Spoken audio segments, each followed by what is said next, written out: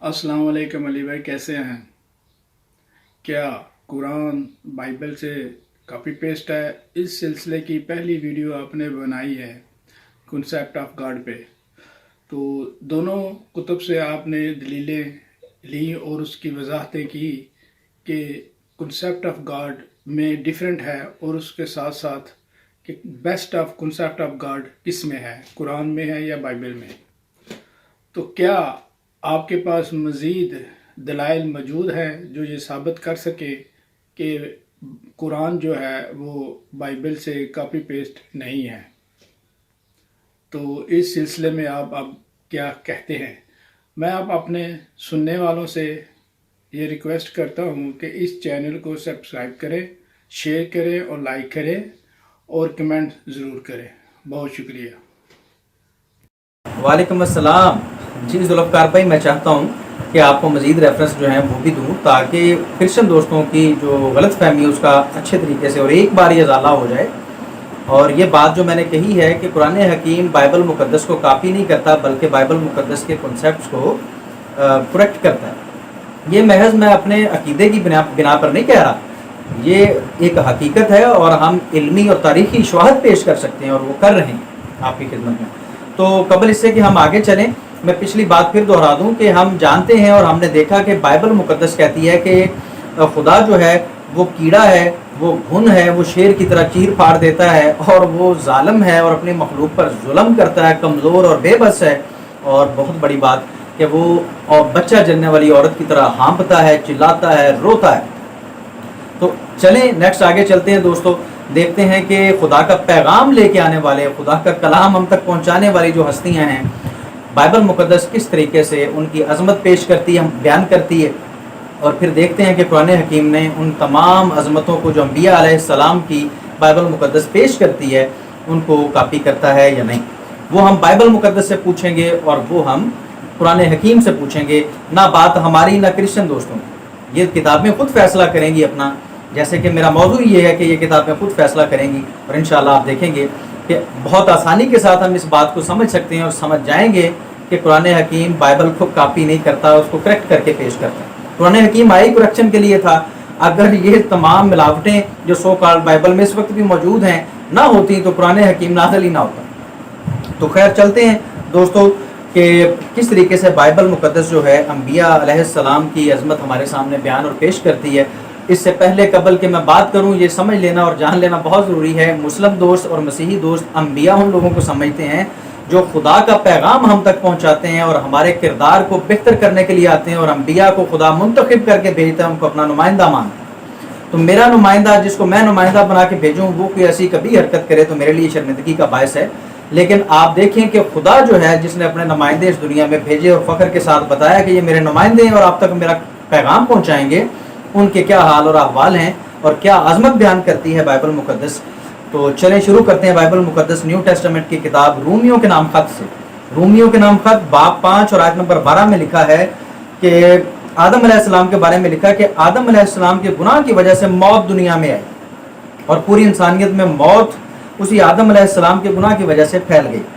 पैदाइश बाब 13 आयत 16 और 17 में लिखा है आदम अलैहिस्सलाम के गुनाह की वजह से ज़मीन भी मलऊन यानी लानती ठहरी, यानी जिस ज़मीन पे हम रह रहे हैं, सांस ले रहे हैं और बड़ी सहूलत के साथ हम अल्लाह ताला ने इंतज़ाम किया तमाम नेमतों का, उस ज़मीन को बाइबल मुक़द्दस लानती करार देती है और आदम अलैहिस्सलाम के गुनाह की वजह से।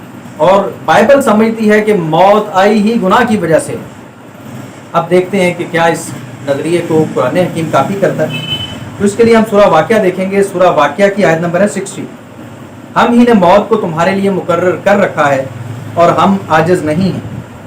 इसी तरह सूरह मुल्क की आयत नंबर है 2, इसमें लिखा है उसने यानी अल्लाह ने, खुदा ने मौत और ज़िंदगी को पैदा किया ताकि तुम्हारी आजमाइश करे कि तुम में से अमल के एतबार से कौन बेहतर है। अब कोई जो है नेकी या गुनाहगार जो है, नेक है या गुनाहगार है, उसे मरना है। कुरान हकीम कहता है कि मौत मुकर्रर की गई है इसीलिए ताकि आपकी आजमाइश की जा सके कि आप में से अच्छे अमाल कौन करता है और बुरे अमाल कौन करता है, ना कि ये कि मौत आदम अलैहिस्सलाम की वजह से दुनिया में आई। खुदा कहता है कि मौत मैंने ईजाद इसलिए की ताकि आपको पता हो कि आपके पास एक टाइम पीरियड है, उसके बाद आप जवाबदेह होंगे और उसके बाद आपके हक में फैसला किया जाएगा, ना कि आदम अलैहिस्सलाम के गुनाह की वजह से मौत हम पर मुसल्लत हुई। چلیں مزید آگے چلتے ہیں اور دیکھتے ہیں کہ بائبل مقدس جو ہے وہ مزید کیا پیش کرتی ہے. تو اس کے لیے ہم دیکھیں کہ بائبل مقدس کی آیت جو ہے کتاب جو ہے پیدائش ہے، باب ہے 9 اور آیت نمبر 20 تا 22 تک ہے، جس میں لکھا ہے نوح علیہ السلام نے کاشتکاری شروع کی اور انگور کا ایک باغ لگایا. جب اس نے اس کی کچھ مے پی تو متوالا ہو گیا اور اپنے خیمے میں ننگا ہی جا پڑا. کنعان کے باپ حام نے اپنے باپ کو ننگا دیکھا. تو دیکھیں کس خوبصورت انداز سے ہمارے سامنے نوح علیہ السلام کا کردار پیش کیا جا رہا ہے، یعنی کہ نمائندہ خدا کے نمائندے ایسے ہوتے ہیں. کیا خدا کے نمائندوں کی یہی ڈیوٹی ہوتی ہے؟ کیا خدا سلیکٹ کرتے ہوئے اتنا بھی نہیں جانتا کہ وہ کس کو اپنا نمائندہ منتخب کر رہا ہے؟ یہ خدا کو ریپرزینٹ کرنے والی شخصیت کے بارے میں جو ہے وہ بائبل مقدس ہمیں بتا رہی ہے کہ وہ ننگے ہو گئے تھے اور انہوں نے شراب پی اور وہ متوالے ہو گئے تھے. اب دیکھتے ہیں کہ نوح علیہ السلام کے بارے میں قرآن حکیم کیا کہتا ہے. تو قرآن حکیم سورہ آل عمران آیت نمبر 33 ہے، جس میں لکھا ہے کہ خدا نے نوح کو تمام عالمین کی ہدایت کے لیے منتخب فرمایا. سورہ نوح آیت نمبر 1، ہم نے نوح کو ان کی قوم کی طرف بھیجا تاکہ ان کو تنبیہ کرے، نہ کہ ان کے سامنے خود ایک گناہ گار شخص کے طور پہ کھڑے ہوں. اگر نوح علیہ السلام میں بھی ایسی ہی کبھی حرکتیں جو قوم کرتی تھی وہ کرتے تو وہ کس طریقے سے ان کی ہدایت اور رہنمائی کر سکتے تھے؟ لہٰذا قرآن حکیم اس کو کریکٹ کر کے پیش کرتا ہے اور کہتا ہے کہ وہ اسی لیے گیا، وہ اپنی قوم کو تنبیہ کرنے والے تھے اور عالمین کی ہدایت کے لیے انہیں منتخب کیا تھا، وہ ہدایت یافتہ تھے. اور جگہ جگہ پہ آپ دیکھ سکتے ہیں قرآن حکیم انبیاء کو صالحین سے تعبیر کرتا ہے، یعنی کہ وہ صالح ترین افراد ہوتے ہیں جن کو خدا منتخب کرتا ہے. تو بائبل مقدس کہتی ہے کہ استغفر اللہ نعوذ باللہ، وہ ننگے ہو گئے شراب پی کے اور انہیں پتہ ہی نہیں چلا، وہ متوالے ہو گئے. پھر آگے چلتے ہیں. پیدائش کا باب ہے 12، اس کو پورا پڑھیں. پیدائش کا باب 12 اور 20 پورا پڑھیں، جس کے اندر حضرت ابراہیم علیہ السلام کی جو شان ہے وہ بڑے خوبصورت انداز سے پیش کی گئی ہے. جب ابراہیم علیہ السلام مصر میں داخل ہونے لگے، ان کی وائف ان کے ساتھ تھی، تو ابراہیم کہتے ہیں سارہ علیہ السلامہ سے کہ بھائی تم بڑی خوبصورت عورت ہو، تمہاری وجہ سے مجھ پر کوئی مصیبت آ سکتی ہے، تو تم ایسا کرنا کہ مصریوں کے سامنے تم کہنا کہ تم میری بہن ہو، تاکہ وہ میرے ساتھ تمہاری وجہ سے نیک سلوک کریں. اور دوستو اگر آپ یہ باب پورا پڑھیں گے دونوں ابواب، تو آپ دیکھیں گے کہ بالکل مصریوں نے پھر نیک سلوک کیا. جب سارہ علیہ السلامہ نے یہ بتایا تو وہاں کا جو فرعون تھا، بادشاہ تھا، اس نے سارہ علیہ السلامہ کو اپنے پاس بدی کے ارادے سے بلوا لیا اور ابراہیم علیہ السلام کو بھیڑ بکریاں اور کچھ غلام اور نوکر دے دیے اور وہ خاموش ہو گیا، اپنی بیوی کو ان کے ہاتھوں دے دیا. استغفر اللہ نعوذ باللہ. انہوں نے مال قبول کر لیا اور اپنی بیوی کو جو ہے ان کی عصمت کی کوئی خیال نہیں کیا، ان کی عصمت کا، اور وہ فرعون کو دے دی. یہ تو اللہ بھلا کرے کہ خدا نے فرشتہ بھیجا اور اس بادشاہ کو اس بات سے جو ہے وہ روک دیا معجزانہ طور پہ، اور حضرت سارہ علیہ السلامہ کی عصمت محفوظ رہی، ورنہ ابراہیم علیہ السلام نے تو استغفر اللہ پیش کر دیا تھا فرعون کے سامنے اپنی بیوی کو. نعوذ باللہ استغفر اللہ. تو چلیں دیکھتے ہیں کہ قرآن حکیم کیا کہتا ہے اس بارے میں. سورہ بقرہ آیت نمبر 130 میں اللہ کہتا ہے کہ ابراہیم برگزیدہ اور صالحین میں سے ہیں، وہ چنے ہوئے لوگ ہیں جو لوگوں کی اصلاح کے لیے آتے ہیں. تو جن کو خود اصلاح کی ضرورت ہو، جو خود اخلاقی قحط کا شکار ہوں، وہ خود کسی کی کیا رہنمائی کریں، جیسے بائبل مقدس ان کو پیش کر رہی ہے. تو قرآن حکیم اس کو کریکٹ کر کے پیش کرتا ہے. سورہ آل عمران آیت نمبر 33 میں ہے کہ خدا نے لوگوں کی رہنمائی کے لیے ابراہیم علیہ السلام کو چن لیا. یہ وہ چنیدہ لوگ ہیں قرآن حکیم کے مطابق جو اس طرح کے عیوب سے پاک ہوتے ہیں. مزید چلتے ہیں آگے. پیدائش کا باب ہے 19 اور آیت ہے 36. لہذا لوط کی دونوں بیٹیاں اپنے باپ سے حاملہ ہوئیں. استغفر اللہ. یعنی لوط علیہ السلام اپنی حقیقی بیٹیوں سے زنا کرتے ہیں. نعوذ باللہ استغفر اللہ. تو آپ دیکھ لیں کہ جو ایسے اشخاص جو اللہ کے مقرب ہیں، ان کے کردار کے اوپر کس طریقے سے الزام تراشی کی سو کالڈ بائبل نے، موجودہ بائبل نے. یہی وجہ تھی کہ قرآن حکیم نے آ کے اللہ کی عظمت بھی ہمیں بتائی اور انبیاء علیہ السلام کی عظمت کا بھی تحفظ کیا. قرآن حکیم اس بارے میں کہتا ہے سورۃ الانبیاء آیت نمبر 74، اور لوط کو ہم نے حکمت اور علم عطا کیا اور ہم نے انہیں اس بستی کے شر سے نجات دی جہاں کے لوگ بے حیائی کا ارتکاب کرتے تھے. یقیناً وہ برائی والی اور بدکار قوم تھی. یعنی کہ ان کی قوم بدکار تھی، بے حیا تھی اور بری قوم تھی. اللہ نے ان کو نجات دی، اس لیے نہیں کہ وہ اپنی بیٹیوں کے ساتھ استغفر اللہ نعوذ باللہ زنا کریں. افسوس ہے، شرم آنی چاہیے. ایسے دوست جو مسیحی دوست جو ہیں مطالعہ کیے بنا یہ کہہ دیتے ہیں کہ قرآن حکیم کو بائبل سے کاپی کیا گیا. آج ہم بھی شرمندہ ہوتے اگر قرآن حکیم اس طرح کی چیزوں کو کریکٹ کیے بنا ہمارے سامنے پیش کرتا. تو جیسے آپ کو شرمندگی کا سامنا کرنا پڑے گا کہ آپ کے نمائندہ خدا جن کے تھرو آپ کے پاس کلام خدا پہنچا ہے ان کا اپنا کریکٹر کیا، کس طریقے سے ان پر ٹرسٹ کیا جا سکتا ہے کہ وہ نمائندہ خدا ہیں جن کا کردار خود ہی ہے۔ اور اپنا اسی سورہ کی آیت نمبر جو ہے 75 میں ہے سورۃ الانبیاء کی، اور ہم نے انہیں یعنی لوط کو اپنی رحمت میں داخل کیا، وہ یقیناً صالحین میں سے وہ بدکار نہیں تھے۔ پیدائش باب 27 پورا پڑھیں، جہاں پر لکھا ہوا ہے کہ حضرت یعقوب نے اپنے باپ اسحاق کو دھوکہ دے کر برکت کی دعا لے لی، اور عیسو جو ان کے بھائی تھے ان کے ساتھ دھوکہ کیا۔ یعنی کہ شام کو اسحاق علیہ السلام فرماتے ہیں عیسو کو کہ تم آؤ گے تو میں تمہیں برکت دے دوں گا، نبوت دے دوں گا، اپنا جانشین منتخب کر لوں گا، مالک کے حضور دعا کروں گا اور تم میرے جانشین مقرر ہو جاؤ گے۔ یہ بات جو ہے جب یعقوب علیہ السلام تک پہنچتی ہے تو وہ شام سے پہلے ہی بڑا ضیافت کا انتظام کرتے ہیں، کھانے پینے کا انتظام کرتے ہیں، اور اپنے باپ اسحاق کے پاس چلے جاتے ہیں اور اپنے استغفر اللہ اپنے ہاتھ کے اوپر بکری کی کھال جو ہے وہ باندھ لیتے ہیں، کیونکہ عیسو کے جو جسم پہ تھے بال بہت تھے تو اسحاق علیہ السلام کو نظر نہیں آتا تھا۔ اب جب یہ اس صورت میں وہاں پر گئے ہیں کھانا وغیرہ دینے انہیں، تو کہتے ہیں کہ میں عیسو ہی ہوں۔ اب یعقوب کہتے ہیں، اسحاق کہتے ہیں کہ عیسو کی آواز تو نہیں لگ رہی۔ جب وہ قریب جاتے ہیں کہتے ہیں مجھے اپنا ہاتھ دکھاؤ، وہ ہاتھ پھیرتے ہیں تو بکری کے بال جو انہوں نے پہن رکھے تھے تو انہوں نے سمجھا یہ عیسو ہی ہیں، لہٰذا انہوں نے برکت کی دعا دے دی۔ اور اس کے بعد جب عیسو آئے تو عیسو نے آ کے بتایا کہ بھئی میں تو اب آیا ہوں، تو اسحاق کہتے ہیں کہ اب میں بے بس ہوں، اب میں لاچار ہوں، میں بس دھوکہ کھا چکا ہوں، میں نے تو جو دعا دینی تھی وہ آپ کے بھائی یعقوب کو دھوکے سے میں نے دے دی ہے، اب میں کچھ نہیں کر سکتا، اب میرا جانشین بھی یعقوب ہوگا اور ساری برکت اسی کو ملے گی جس نے دھوکہ دیا۔ یعنی کہ برکت خدا نے دینی تھی اور برکت طلب خدا کا پیغمبر کر رہا تھا، اور بیچ میں اگر ایک بندہ دھوکہ دیتا ہے تو خدا اور نبی دونوں دھوکہ کھا جاتے ہیں، کیونکہ ایک دفعہ دعا کی اس لیے اب وہ دعا اس کو چلی گئی، اب جس کا حق تھا اس تک وہ دعا نہیں پہنچے گی۔ تو یہ انبیاء علیہ السلام کا کردار ہے کہ وہ دھوکے باز ہوتے ہیں۔ یعنی یعقوب علیہ السلام کے بارے میں یہ رائے دیتی ہے بائبل۔ شرم آنی چاہیے آپ کو یہ کہتے ہوئے کہ قرآن حکیم کو بائبل سے کاپی کیا، کاپی نہیں کریکشن ہے۔ آپ پورا باب یہ ضرور پڑھیے گا، باب بائبل کا پیدائش کا باب نمبر 27، خروج کتاب ہے بائبل کی، باب ہے 32، آیت ہیں 2 تا 4۔ اس میں لکھا ہے کہ حضرت ہارون سونے کا بچڑا اپنی قوم سے کہتے ہیں کہ میں آپ کے لیے میں ایک معبود بناتا ہوں، ان سے سونے کی بالیاں اور سونے کے سارا سامان لے کے ایک بچڑا بناتے ہیں اور خود بھی پوجتے ہیں، اور اپنی قوم سے کہتے ہیں، یعنی کہ یہ منتخب بندے تھے جنہوں نے اپنی قوم کی ہدایت کرنی تھی، بت پرستی سے روکنا تھا، وہ خود بت بنا کے بچڑا بنا کے وہ اس کو پوج رہے ہیں اور قوم کو بھی دعوت دے رہے ہیں کہ یہی ہمارا خدا ہے۔ استغفر اللہ۔ حضرت ہارون علیہ السلام کے بارے میں یہ بائبل کی رائے ہے۔ اب قضات کا باب 16 دیکھیں اور اس کی آیت نمبر 1 ہے، اس میں لکھا ہے کہ ایک دن سمسون علیہ السلام غزہ کو گئے، جہاں اس نے ایک فاحشہ کو دیکھا اور وہ اس کے ساتھ رات گزارنے کے لیے اندر چلے گئے۔ اب دیکھتے جائیں کہ کس طریقے سے یہ لوگ جن کو ہم نبی سمجھتے ہیں، جن کو ہم خدا کا نمائندہ سمجھتے ہیں، ان کا کردار کیا ہے۔ وہ دھوکے باز ہیں، استغفر اللہ، وہ زناکار ہیں، اور ایسے لوگ ہماری ہدایت کا کیا کام کر سکتے ہیں؟ یہ تو ہمیں پوچھنا چاہیے۔ اور کس طریقے سے ممکن ہے کہ یہ خدا کا اوریجنل پیغام ہم تک پہنچائیں، جن کو آپ نمائندہ خدا کہتے ہیں، ان کا یہ کردار، جن سے آپ نے خدا کا کلام وصول کرنا ہے، جن کو خدا بھی اپنا نمائندہ ڈکلیئر کرتا ہے، شرم آنی چاہیے ان کے بارے میں ایسی رائے رکھتے ہوئے، ایسی سوچ رکھتے ہوئے اور ایسے الزامات ان پہ لگاتے ہوئے۔ تو سیمویل کا باب ہے 2، سیمویل 2 ہے، باب ہے 11۔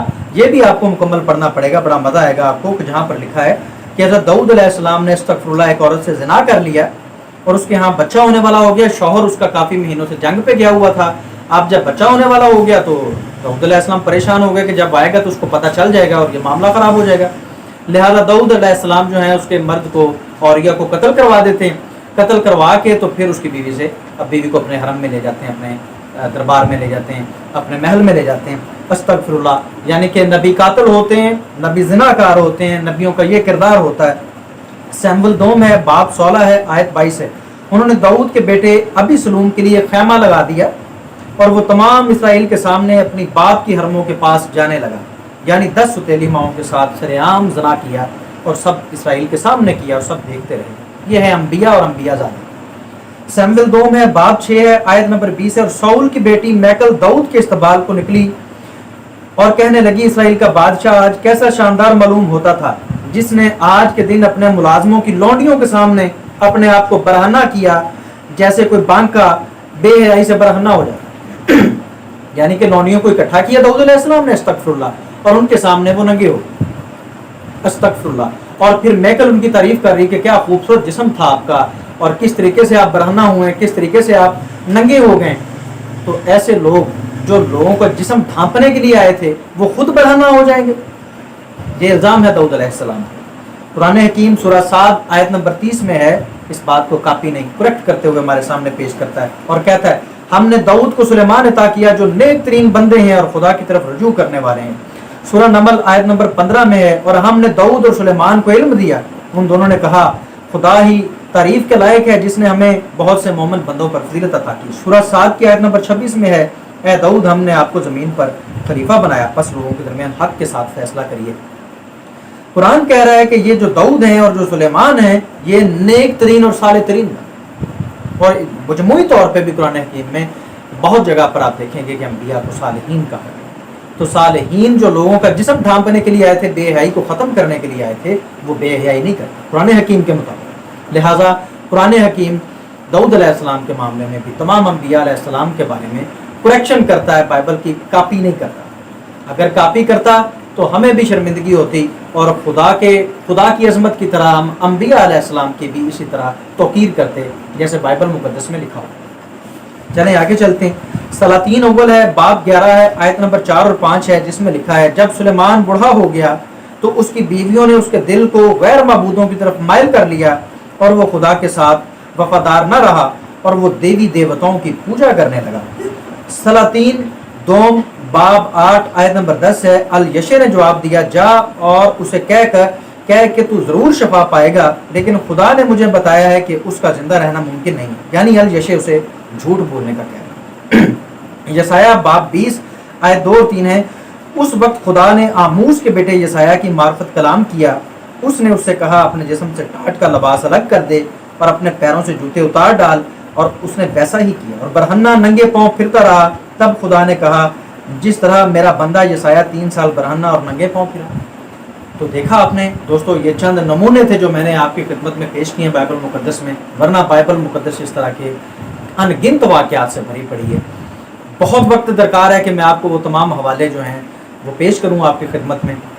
तो बेहतर है कि इन नमूनों पर इक्तफा किया जाए और देखा जाए कि जो ख़ास अंबिया अलैहिस्सलाम हैं मुतफ़िका तौर पर, जिनको मुस्लिम और मसीही खुदा का पैगंबर मानते हैं, खुदा का नुमाइंदा मानते हैं, उनके किरदार को बाइबल मुकद्दस किस तरीके से मसक करके पेश करती है। और हमने कुछ आयात बाइबल मुकद्दस के मुकाबले में कुरान हकीम से भी ली, तो कुरान हकीम की राय यकसर बाइबल मुकद्दस से हमें मुख्तलिफ मिली, और उसमें हमें अंबिया अलैहिस्सलाम का तकद्दस जो है वो दिखाई दिया। और खुदा अपने नुमाइंदों की इसीलिए बार बार उन्हें सालिहीन कह रहा है यहाँ पर, क्योंकि उनके ऊपर इस तरह के कभी इल्ज़ामात जो हैं वो बाइबल मुकद्दस में लोगों ने अपनी तरफ से तराश के उन पर ये इल्ज़ामात लगा दिए थे, वरना खुदा का नुमाइंदा ऐसा नहीं होता।